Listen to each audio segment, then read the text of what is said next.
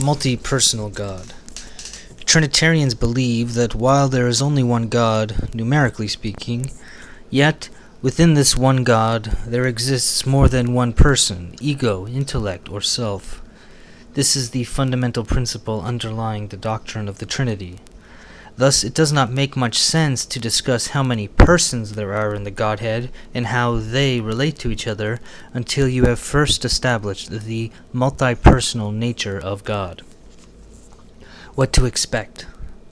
If the authors of the Bible believed that God was multi-personal, then we would expect to find that they would write about God in such a way as to indicate this idea to their readers.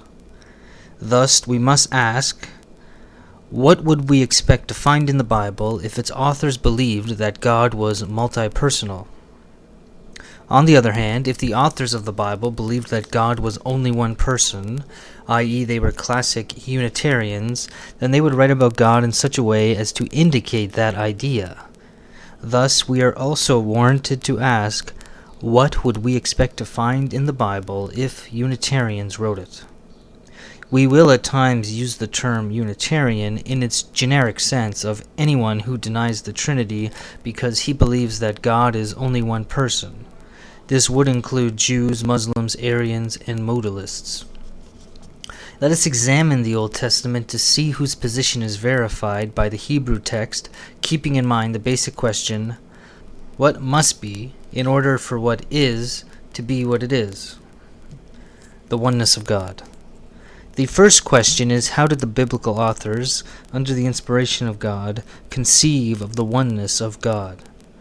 There are 9 different Hebrew words which at times are translated as the word one. While such words as ish or isha are sometimes translated one, meaning man or woman, they are never applied to God. Since God is not a man or a woman, Numbers 23:19, this is what we would expect to find. The same applies to the word nefesh, soul, which is never used to speak of the oneness of God. Nefesh, as in soul, breathing creature, Leviticus 4:27. The question that comes to mind at this point is, if Unitarians wrote the Bible, which word for oneness would they apply to God? Out of all the words above, there is only one word which would indicate that God is one solitary person. If this word is applied to God in the Bible, this would be quite damaging to the Trinitarian position.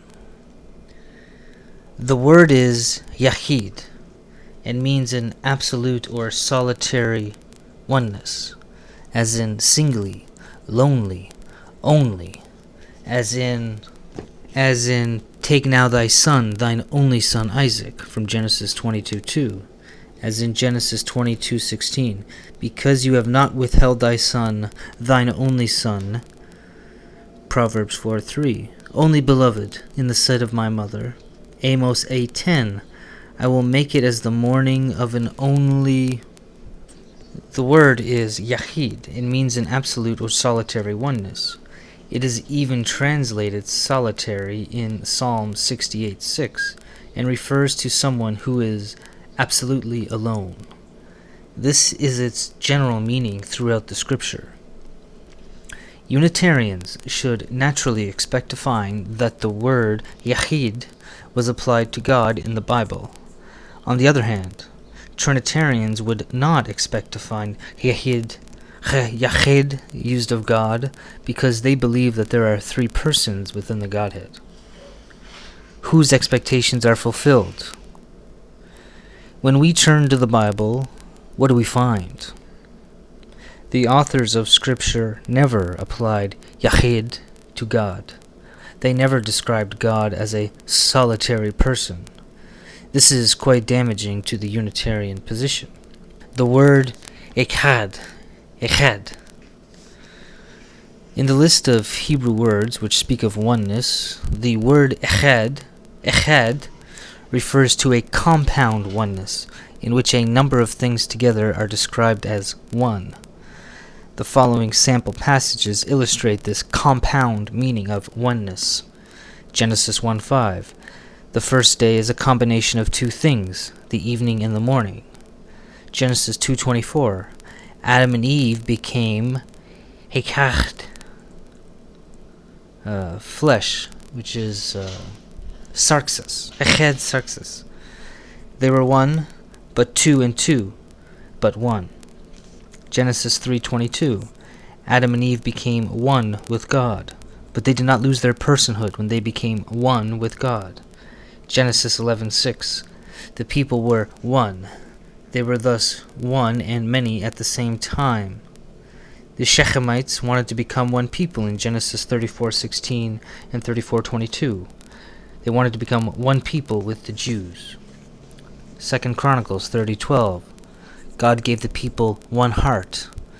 Obviously, the thousands of individual hearts were one in a compound or composite sense. Ezra 2:64.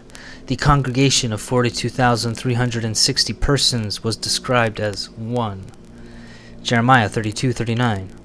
Under the new covenant, God will give his people one heart. The passages above are just a small sample of the many times echad is used of compound oneness. But it is enough to demonstrate beyond all doubt that the Old Testament, from the Law to the Prophets, used echad to express a unified or compound oneness. Who would use echad? A Unitarian would never apply the Hebrew word echad to God because it means a compound or unified oneness. If the authors of the Bible were Unitarians, we would not expect to find echad applied to God. On the other hand, if the writers of Scripture believed that God was multipersonal, then we would expect to find that they would apply echad to God because this would mean that God is one in a composite or compound sense.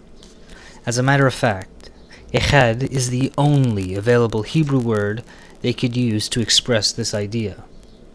When we open the Bible, what do we find? We find that echad is applied to God. He is one in the sense of compound oneness. This is so central to the Old Testament concept of God that it is found in Israel's great confession. Deuteronomy 6:4. Hear, O Israel, Jehovah our God, Jehovah is one.